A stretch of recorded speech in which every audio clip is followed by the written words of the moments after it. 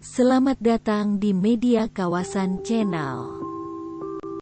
Jangan lupa, bagikan, komen, suka, biar cantik dan gantengnya kamu nambah 100%.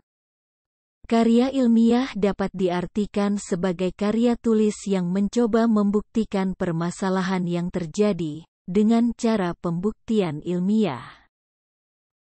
Menurut Jones, karya ilmiah merupakan karangan ilmiah yang ditujukan untuk masyarakat tertentu ataupun profesional yang biasanya bersifat karya ilmiah tinggi. Mengutip dari laman askarya.or.id, berikut ini cara membuat jurnal ilmiah yang mudah dengan baik dan benar. Dalam jurnal ilmiah biasanya memuat judul, abstrak, pendahuluan, pembahasan atau analisis, kesimpulan, dan daftar pustaka. Buat teman-teman yang lagi bingung dalam penulisan karya ilmiah, yuk tonton video ini sampai habis. Ini dia, langkah-langkah membuat karya ilmiah atau jurnal ilmiah. 1. Judul jurnal ilmiah. Dalam sebuah karya tulis, judul merupakan bagian yang dianggap cukup penting dalam penulisan jurnal ilmiah. Biasanya, judul harus dibuat secara singkat, padat dan jelas. Dalam penulisan judul, penulis dilarang memberikan makna yang ambigu atau ganda. Usahakan dalam memberi judul tulisan, pembaca akan langsung terfokus dalam tulisannya, sehingga pembaca nantinya akan mudah untuk mengetahui inti dan fokus pembicaraan tersebut tentang apa. Pada penulisan judul disarankan untuk tidak melebihi 12 kata jika jurnal ini berbahasa Indonesia, atau 10 kata jika ditulis dalam bahasa Inggris. Penulisan judul juga harus memperhatikan EYD, secara spesifik ditulis di tengah atas halaman, menggunakan huruf kapital dan dicetak tebal. 2. Nama penulis dan nama institusi penulis. Bagian terpenting selanjutnya pada jurnal ilmiah adalah nama penulis dan nama institusi penulis. Pada bagian inilah yang memberikan identitas diri pada setiap karya tulis. Dalam sebuah jurnal ilmiah terkadang ada yang ditulis oleh 1 orang penulis, 2 orang penulis, atau 3 penulis bahkan lebih. Jurnal yang ditulis oleh 1 orang penulis biasanya merupakan hasil penelitian atau riset mandiri. Jika penelitian itu dilakukan secara kolektif, penulisan nama mengikuti jumlah anggota yang berkontribusi pada tulisan tersebut. Selain itu, dalam penulisan nama juga perlu disertai dengan alamat email penulis, serta institusi, afiliasi, para penulis. 3. Abstrak jurnal ilmiah. Abstrak merupakan bagian dalam jurnal yang memiliki fungsi menggambarkan detail jurnal yang disusun secara padat.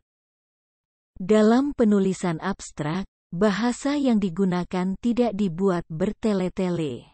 Di dalam abstrak hanya dijelaskan kalimat-kalimat utama atau poin-poin pada tiap bagian jurnal. Abstrak ini dibuat agar pembaca langsung memahami apa yang dituliskan dalam jurnal. Biasanya abstrak terdiri dari latar belakang penelitian, tujuan penelitian, metodologi dan hasil dari penelitian. Itu semua ditulis secara padat dan jelas tidak melebihi 150-250 kata. 3. Kata kunci. Biasanya kata kunci tersusun dari 2-5 kata. Kata kunci ini diambil dari pembahasan sebuah jurnal. 5. Pendahuluan jurnal ilmiah. Pada bagian pendahuluan menguraikan dengan jelas latar belakang permasalahan yang ingin dikaji, diselesaikan atau dibahas.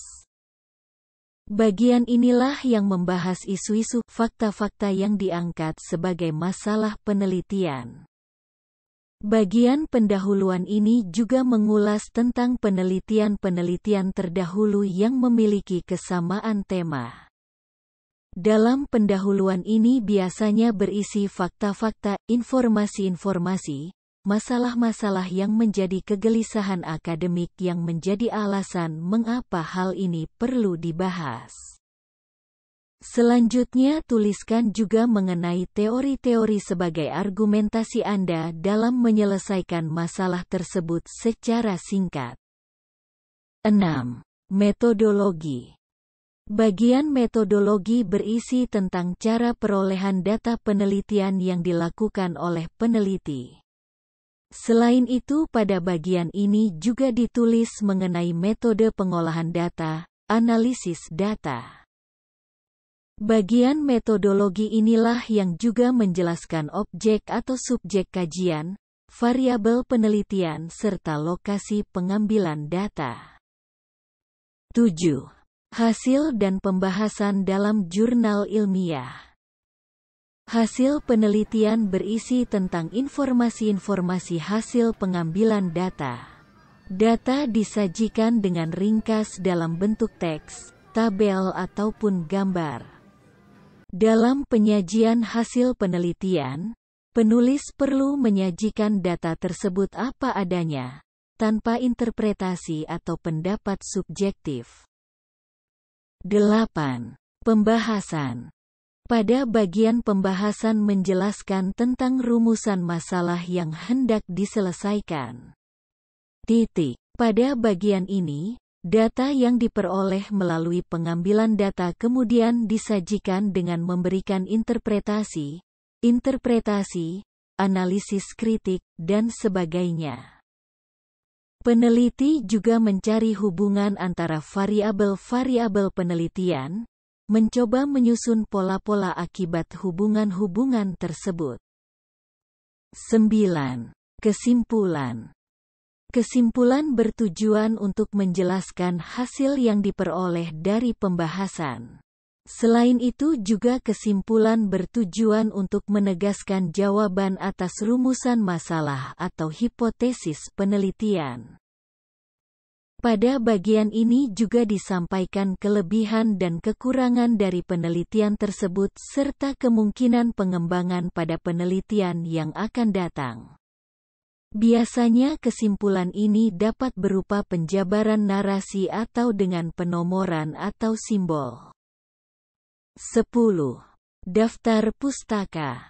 Bagian daftar pustaka merupakan bagian yang harus atau wajib ditulis pada karya tulis, salah satunya jurnal ilmiah.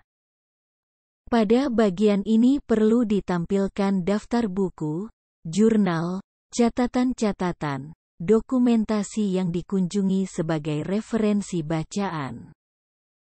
Penulisan jurnal ilmiah tentunya banyak merujuk tulisan-tulisan ilmiah yang lainnya. Terima kasih telah menonton video ini. Sampai jumpa di video selanjutnya.